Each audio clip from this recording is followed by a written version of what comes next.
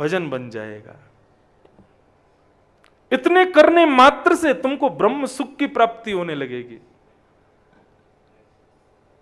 पर कोई क्रिया यदि गलत भी हुई होगी ना, वो भी ठाकुर जी को कह दो, आज ठाकुर जी गलती हो गई एक मुझसे, ऐसा ऐसा मैंने कर दिया। सब ठाकुर जी। रसिक प्रीतम हित चित्त की बातें श्री गिरधारी जी सो कहिए, तलेटी गोवर्धन की रहिए। हमारे ब्रज में कहते हैं अपनी हित की, अपनी चित्त की बातें ठाकुर जी से कहो, ठाकुर जी को सुनाओ। हरि स्मृति करते हुए कर्म करो, तभी तुम्हें ब्रह्म सुख की प्राप्ति होगी। श्री ऋषभदेव जी महाराज अपने पुत्रों को ज्ञान उपदेश करते हुए कहते हैं, तो भगवान त्रेता में शुक्ल वर्ण के होते हैं, श्वेत वर्ण है ठाकुर जी का। और दूसरा प्रश्न क्या है, किदृशो नृभी, मानवों का स्वभाव कैसा होता है। तो यहां पर कितना सुंदर लिखा है, सतयुग के लोग कैसे होते हैं। मनुष्यास्तु तदा शांता निर्वैरा श्रुहृदय समा। चार गुण। पहला शांता। अच्छा एक बात और कहूं, जो करभाजन यहां पर चारों युगों का वर्णन कर रहे हैं, उसमें यदि जैसे सतयुग के लोगों की जो स्वभाव बताए जा रहे हैं, यदि ये स्वभाव कलयुग के किसी व्यक्ति में है तो वो कलयुग का नहीं है, वो सतयुग का ही माना जाएगा। क्या स्वभाव है सतयुग के मानव का।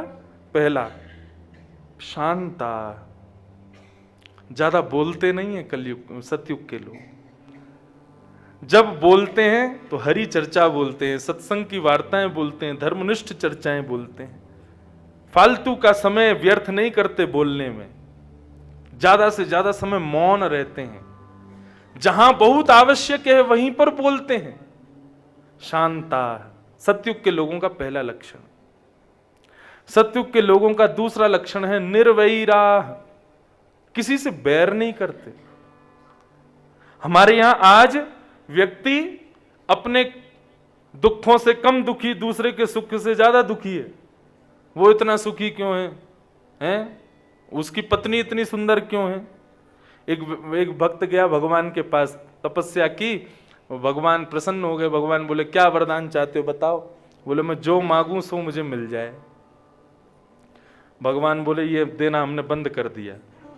बोले चाहिए तो यही वरदान चाहिए, जो मांगू सो मुझे मिल जाया करे। भगवान बोले तपस्या किए, कुछ तो देना पड़ेगा, खाली हाथ तो जाएगा नहीं। तो भगवान बोले कलयुग में आदमी अपने सुख से ज्यादा, अपने दुख से ज्यादा दूसरे के सुख से दुखी है।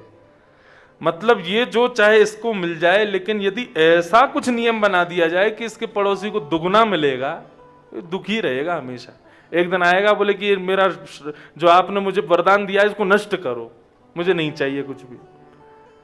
भगवान बोले ठीक है, हम तुम जो चाहोगे तुमको दे देंगे, लेकिन हमारी एक शर्त है। क्या।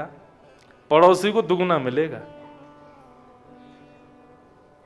तपस्या मैंने की, मेहनत मैंने की, घर परिवार मैंने छोड़ा, मुझे एक मिलेगा, पड़ोसी को दो मिलेगा।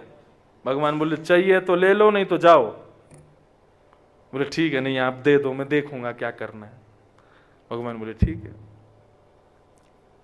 हे भगवान मेरा बहुत सुंदर बंगला बन जाए। उसका तो बंगला बना, ठीक सामने पड़ोसी के दो बंगले बने, उससे भी बड़े बड़े, उससे भी ज्यादा सुंदर। स्थिति हो गई, राह चलने वाले उसके बंगले को देखे ही नहीं, सब उनको देखते हुए निकले। अपने घर के बाहर खड़ा होकर के देखता है, बोले मेरा फिर भी छोटा ही रह गया, क्या करूं। बड़ा मांगूंगा तो इसको दुगना बड़ा मिलेगा ना, दुगना मिलना है इसको तो। कोई बात नहीं, मेरी तपस्या का तू भी खा। अपने व्यापार आदि की सब मांगने लगा, मेरी फैक्ट्री खुल जाए, उसकी एक खुले, उसकी दो खुल गई। हे ठाकुर जी मेरे पे बहुत सुंदर सी एक गाड़ी आ जाए, उस पे एक आई, पड़ोसी पे दो आ गई।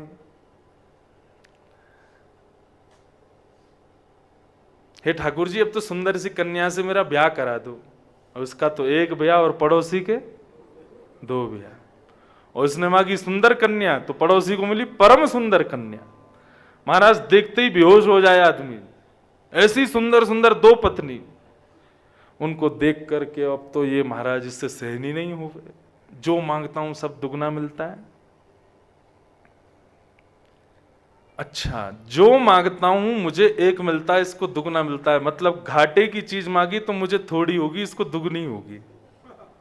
उल्टा मांगने लगा, हे ठाकुर जी मेरी एक आंख फूट जाए, मैं तो एक आंख से देख लूंगा, ये तो दोनों फूटेंगी, इसकी सामने वाले की दोनों फूट गई। इसीलिए श्रीमद् भागवत में कहा निर्मत सराणाम सताम। भागवत का अधिकारी कौन है? वक्ता और श्रोता दोनों मात्सर्य दोष से रहित होने चाहिए। मात्सर्य दोष मतलब दूसरे के सुख को देख करके जो हमको पीड़ा होती है, जो ईर्ष्या होती है, उसी को मात्सर्य दोष कहते हैं। यदि श्रोता मात्सर्य दोष से युक्त है तो उसको कथा समझ में नहीं आएगी, और वक्ता मात्सर्य दोष से युक्त है तो वो कथा समझा नहीं पाएगा। इसलिए निर्मत सराणाम सताम। लेकिन सतयुग के लोग ऐसे नहीं है, निर्वैरम, सबका भला चाहते हैं, सबका मंगल चाहते हैं। श्री बद्रीनाथ भगवान जिनको सुनकर के सोते हैं, जयदेव महाप्रभु, उनकी दशावतार स्तुति गाई जाती है। आह, इतना आनंद आता है सुनकर के। शयन में जब जाते हैं ठाकुर जी के में, जयदेव महाप्रभु के कृत्य सुनकर के ठाकुर जी को आनंद आता है। जयदेव महाप्रभु भी निर्वैर थे, और भगवान के भक्तों के लक्षण भी ऐसे, वो भी निर्वैर होते हैं। श्री जयदेव महाप्रभु के प्रसंग में आता है कि एक बार अपने किसी शिष्य के यहां से प्रसादी पा करके, दक्षिणा लेकर के, और जा रहे थे बैलगाड़ी में बैठ करके, रात्रि हो चुकी थी, तो कुछ लुटेरे रास्ते में मिल गए और उन्होंने बैलगाड़ी को रोक लिया। लुटेरे बनकर के नहीं रोका, इस प्रकार बैलगाड़ी को रोका कि हम भी आगे जाना चाहते हैं, हमको छोड़ दो।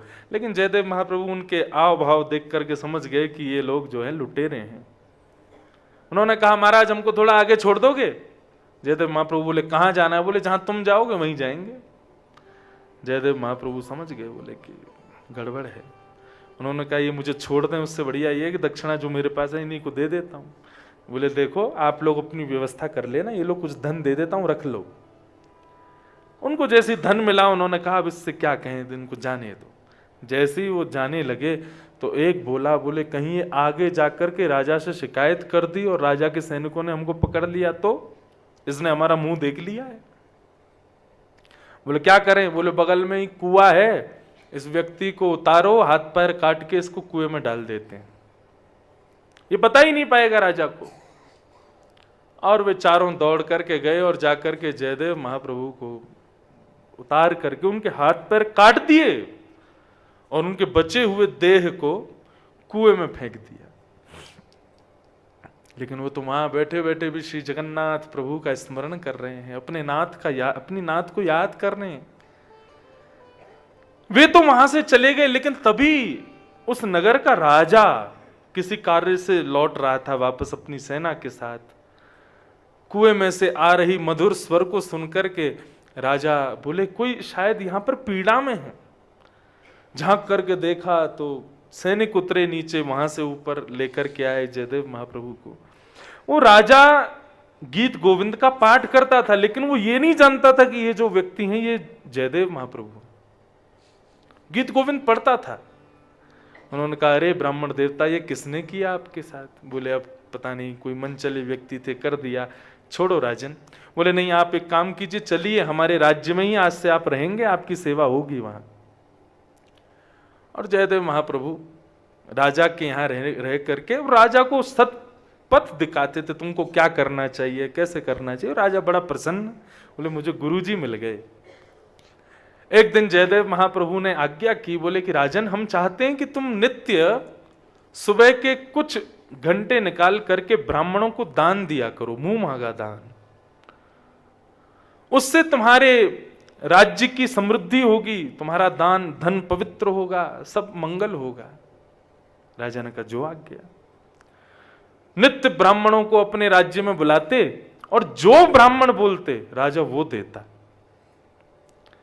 एक दिन उन 4 डाकुओं को पता चला कि राजा के यहां पर मुंह मांगे वस्तु मिलती है।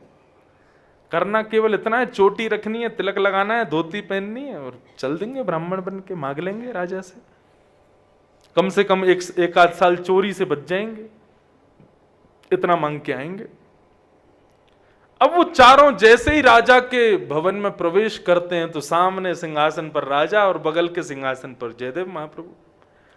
महाप्रभु के हाथ पैर थे नहीं, ऐसे ही बैठे थे। जैसे ही उन चारों ने जयदेव महाप्रभु को देखा, बोले ये तो वही है जिसके हाथ पैर काट दिए थे हमने। बोले हाँ है तो वही। बोले तुरंत भग लो यहां से। वो चारों जैसे ही मुड़ करके जाने लगे तो जयदेव महाप्रभु ने उनको देख लिया। बोले अरे रुको रुको रुको, अरे राजन देखो, आज तो तुम्हारे दरबार में हमारे गुरु भाई आए हैं। अरे लाओ भाई इनका स्वागत करो, प्रेम से लेकर के आओ। अब तो सैनिक गए, उनका स्वागत करें। बोले चलिए चलिए महाराज, गुरुजी बुला रहे हैं।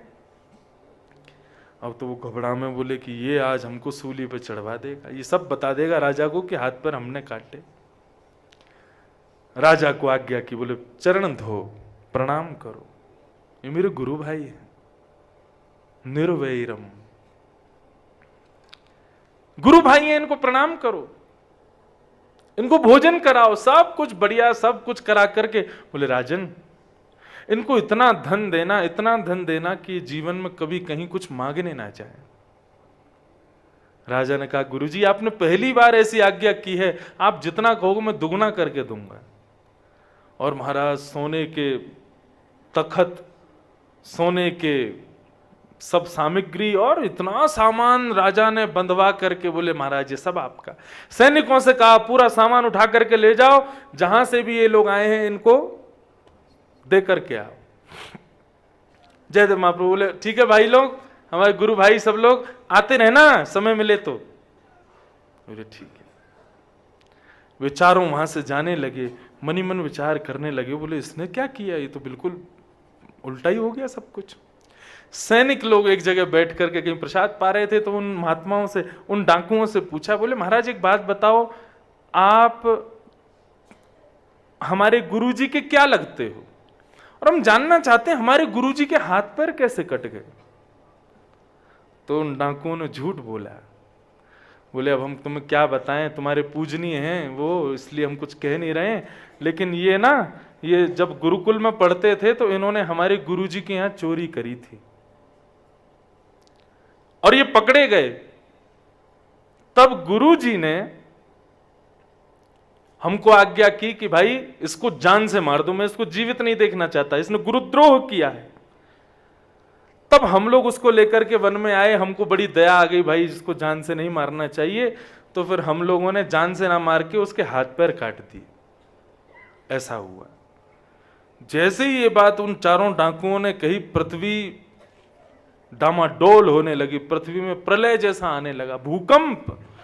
और जहां वो चारों खड़े थे वहीं से धरती फट गई और चारों धरती में समा गए। उन सैनिकों ने जाकर के ये बात पूरी राजा को बताई। राजा ने जब ये बात सुनी तो उन्होंने जाकर के गुरुदेव को प्रणाम किया। बोले गुरुजी मैं सत्य जानना चाहता हूं क्या है। बोले राजन तुम जिस नित्य गीत गोविंद का पाठ करते हो उसकी रचना मैंने की है, मैं जयदेव हूं। राजा के नेत्र सजल हो गए, भगवान आप मेरे गुरु हैं, समय से मैं बचपन से आपको पढ़ रहा हूं, आपने कभी बताया नहीं कि आप जयदेव हो। और आपने जो ये किया उन लोगों को, डाकुओं को ब्राह्मण बता करके उनको इतना धन दिलवाया, ये क्यों? बोले मैं तो चाह रहा था कि उनकी बुद्धि सुधर जाए, वैसा ना करें। लेकिन राजन सदैव याद रखना, जब तुम्हारे साथ किए हुए किसी व्यक्ति को तुम क्षमा कर देते हो ना, और तब भी वो व्यक्ति नहीं सुधरता, तो प्रकृति तुम्हारा बदला लेती है। मैंने क्षमा किया और मैंने और उपकार किया कि वो सुधरे, लेकिन फिर भी नहीं सुधरे ना, तो प्रकृति ने मेरा बदला लिया। और इतना कहते ही जयदेव महाप्रभु की दोनों भुजाएं और दोनों चरण प्रकट हो गए। ये साधारण थोड़ी हैं, हरि अवतार हैं, ठाकुर जी के परम प्रिय हैं जयदेव महाप्रभु। यूं ही नहीं, जगन्नाथ भगवान, श्री बद्रीनाथ भगवान, उनके कृत उस गीत गोविंद को सुन के सोते हैं। साधारण नहीं है जयदेव। तो निर्वैरम, सतयुग के लोगों का दूसरा लक्षण क्या है? निर्वैर।